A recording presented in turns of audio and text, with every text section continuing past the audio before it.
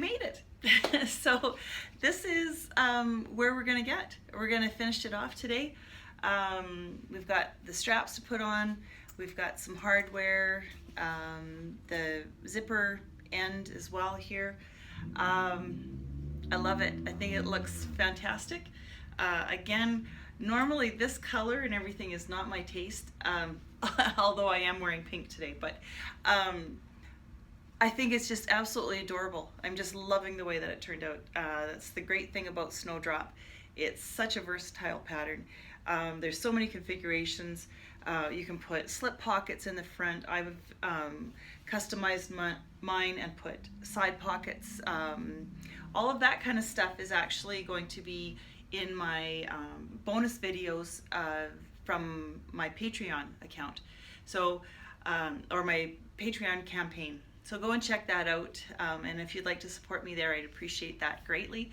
And it will give you some bonus rewards and stuff as well. So videos are going to be really where I am focusing this year, and getting some more of that kind of stuff out, getting some more information. So I hope you've enjoyed all of this process, because I've sure enjoyed doing it for you. So have a good one, and good luck finishing this. I think you're going to do great. Thanks. I have my bag turned out. My lining is tucked inside. I have things clipped a little bit here just to hold my lining in place. Working with vinyl, I could steam this a little bit if I wanted to. As I work with this, I'm going to be kind of arranging so that my fabric is pushed down on both sides of the vinyl, and I'm going to be top stitching. So this is ready to go.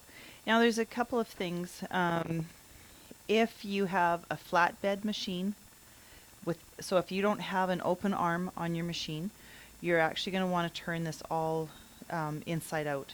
So you're going to turn so that your fabric is actually on the inside, and then you're going to load it onto your machine this way, and you may have to hold on to or manipulate the top of your bag, but you're just going to go around. It's not going to be easy, but you'll get it done that way. If you have an open arm, then you can slide it over onto your machine and top stitch it that way. I'm just going to take this over to my machine. I've actually done a little bit of modification, well, not really modifications, but I had something built so that it turns my Juki into a flatbed. Or sorry, my Juki's already flatbed. It turns it into an open arm, so it's basically just a little riser, and I'll show you that really quick too. So that's my little metal stand. You can see that now I have some space right here that's open. I can actually put the bag around it. So I'm hoping that you'll be able to see this well enough. Trying to find a happy medium between me being able to see and you being able to see, without everything being too shaky.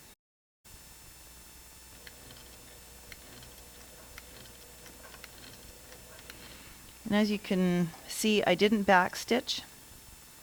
I'm just going to again come over that again when I get all the way around.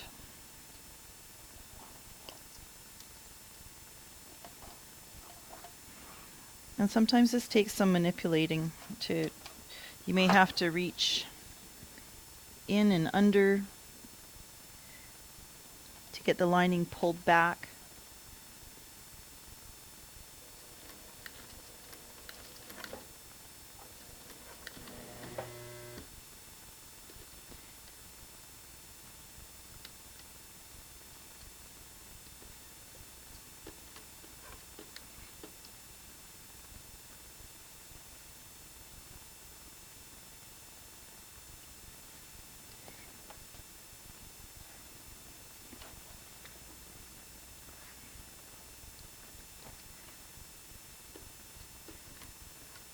Again, when I'm doing custom bags, I would be doing this on my industrial. I have a cylinder arm, an industrial cylinder arm.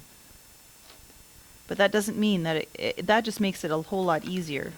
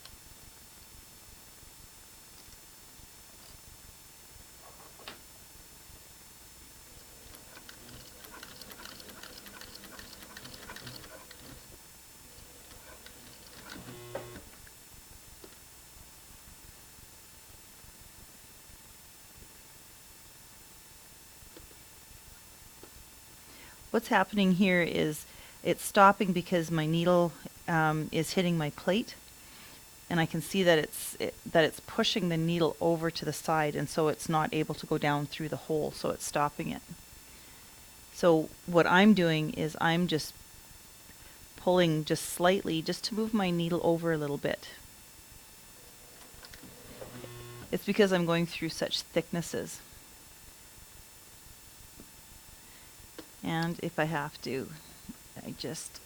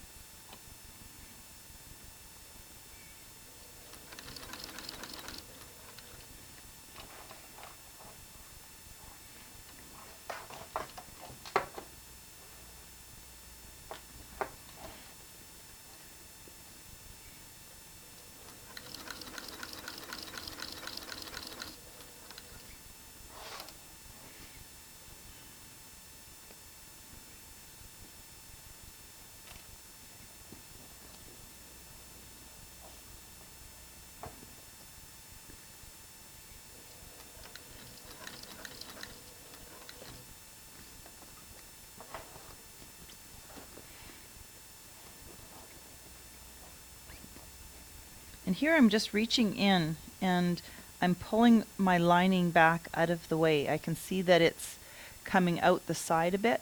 So I'm just reaching in, putting a little more tension on the lining and pulling it back. And I'm pretty sure that I'm going to have to start, yep, doing some hand cranking here.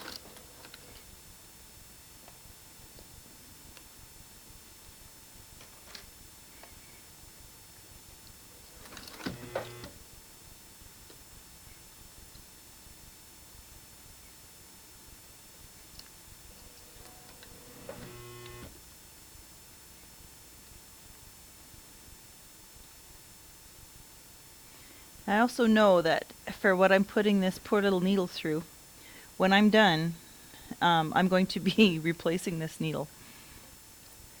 It's been hitting the throat plate, so every time it does that, it's going to be dulling it just slightly.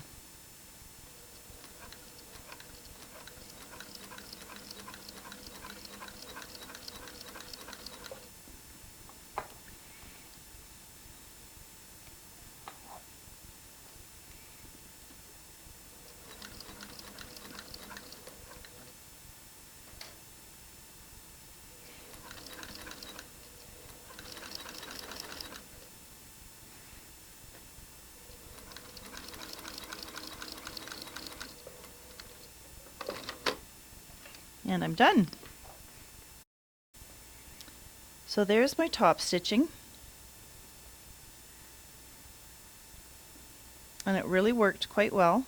I've got a little bit of work to do. I nested a little bit in here, so I'm going to clean that up. I'm going to put some fray check just where those loose ones are. It may not be the best top stitching that I have ever done in my life, but I am still really happy with it.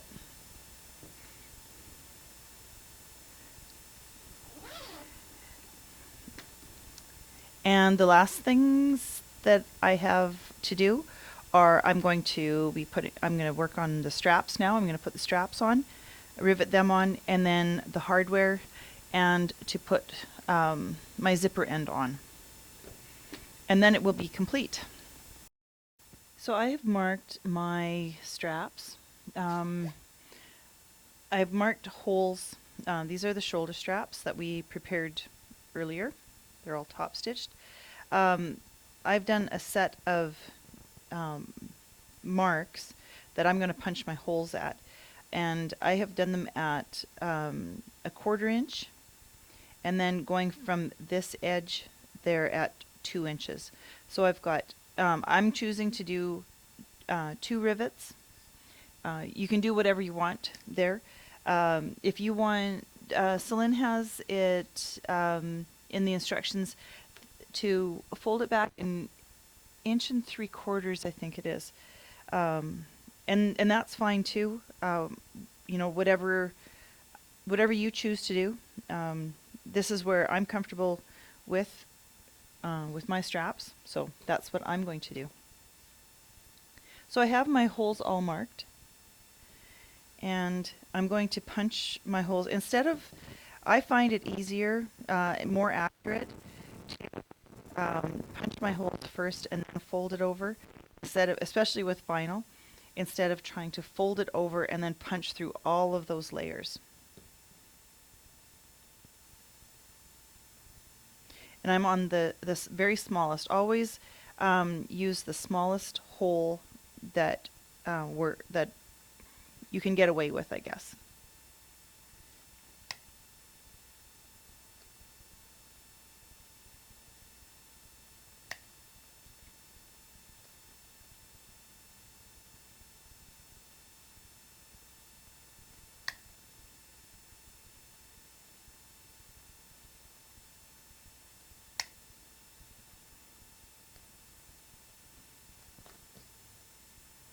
I'm going to just go ahead and punch all of my holes in all of my straps.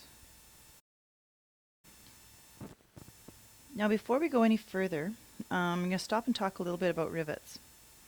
So the rivets that I'm going to be using, these ones specifically I get from Emmeline bags.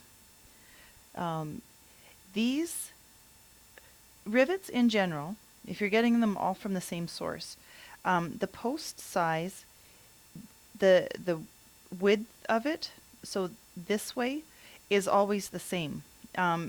It's the cap size that will change, and the length of the post.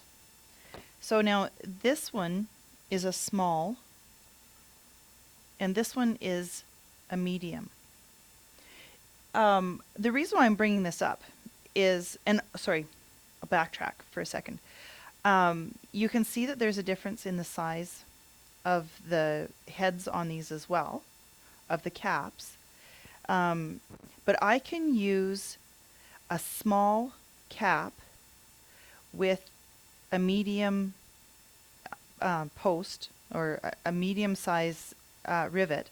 I can put a small cap on there and it'll work.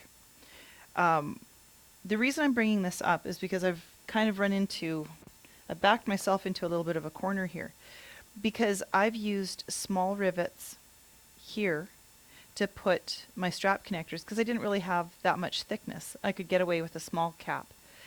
But now when I put on my straps, if I put, I'll just use this, I'll show this as an example. If I put a large cap on here, I'm going to have small and large. Now, maybe that doesn't make any difference. And if it doesn't to you, that's fine. I need the length of the post because my straps are so thick.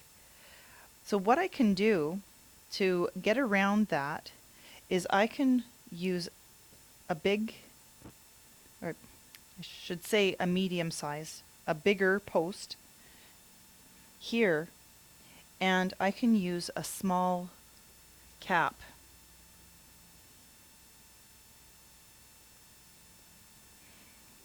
And when I rivet this on, when I press this on, these two are going to match. I'm going to have a larger cap on the back, but really that's not as big of a deal as what is visible from the front, as far as I'm concerned. What I do need to make sure of, though, is that my dies match the size of the rivets that I'm going to be using. So on the top, it's going to be a small. So from the top, I'm using a small rivet cap.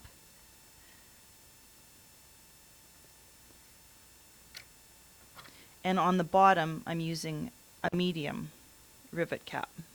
Or my post is a medium-sized post. So I'm just going to get this in here and press just enough that I feel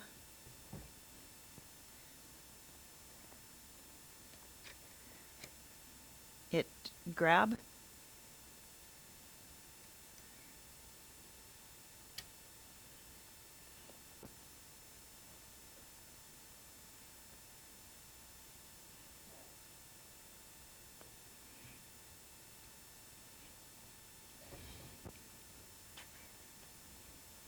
And there I go. So I'm going to do this with all of them.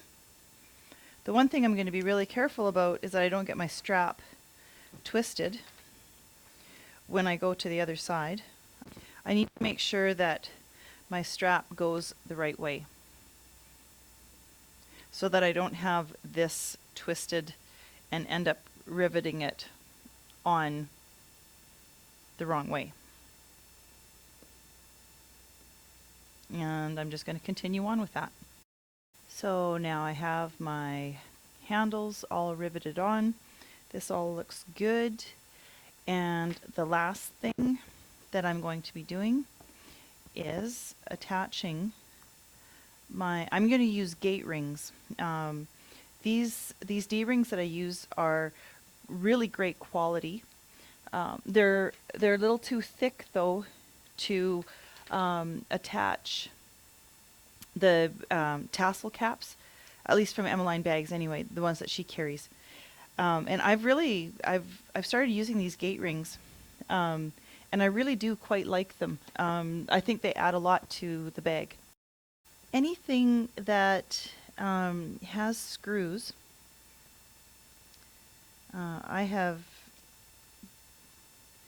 unfortunately, I had to learn kind of the hard way it was a little bit embarrassing with the custom purse that I had done. She hadn't even used the purse, and the screws came out of the gate rings, and I have really no idea how that happened. So since that time, I have been very, very careful about always using thread lock. Now again, this comes in many different forms. It's not expensive. It goes a long way. I think it's very practical to have in your little arsenal of tools to use. This is how anytime I'm using this thread lock and anytime I'm using screws, this is the method that I use. Instead of trying to put some thread lock in the hole that the screw is going to go into, I just put a little bit of thread lock. I put everything on a piece of paper towel and I just put a little dot on there. It doesn't have to stick on, it will stay on there, and just a little tiny bit of it is enough to do the job. The blue stuff is it ends up being very rubbery, and it's not like glue. It holds, it keeps the screw from being allowed to back out. But if you need to ever take it out, you can.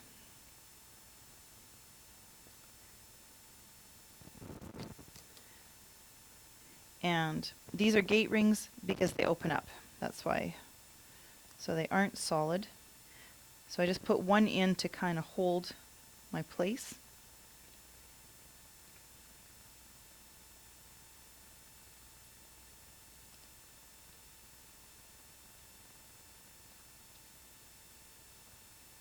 And I'm going to tighten them both up. And that's it. Going to do one on the other side as well. And then this bag is finished. Okay, I had one more step. One more piece of hardware to put on. So again, the same thing. I'm going to be putting on my little zipper end.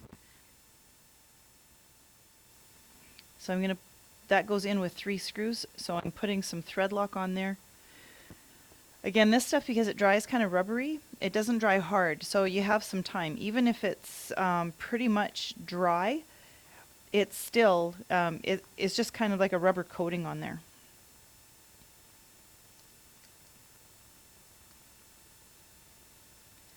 So because I've already prepared the zipper, I've got my Peltex in there.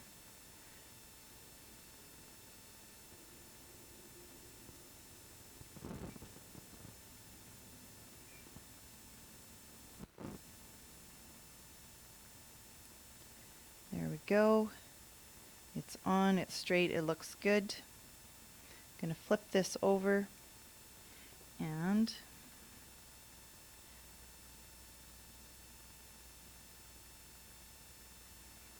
these are such tiny little screws. So now, after much kicking and screaming, I finally got those screws all in there. And yeah, I'll do a little bit of finger pressing and kind of get things moved the way that I want them and stuff. But really happy with how the whole thing has turned out. I think it looks really good. And I'll just kind of continue. I might use a little bit of steam to get this laying exactly how I want it. But overall, I'm very happy. And I hope you're happy too. I hope that you enjoyed my series on making the Snowdrop Satchel. And if you like what you've seen, please feel free to share it. You can give me a like on YouTube, on my Facebook page, whatever you like. I appreciate all of the support that I've been getting. So I hope you enjoy it. Stay tuned. There will be more of the other Blue Calla bags, and that will be announced as well.